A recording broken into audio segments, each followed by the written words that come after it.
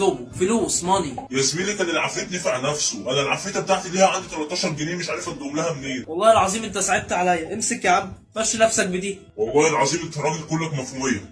الحمد لله، اطلب بقى. بص بقى، انا عايز اي حاجه اطلبها من ابويا يوافق عليها على طول.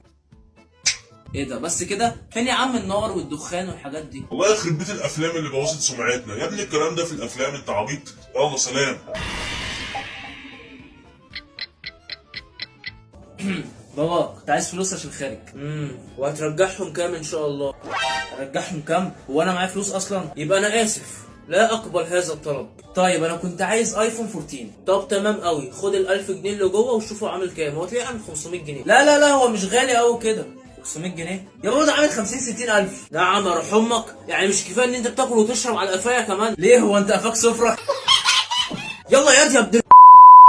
استغفر الله العظيم، عيل حيوان.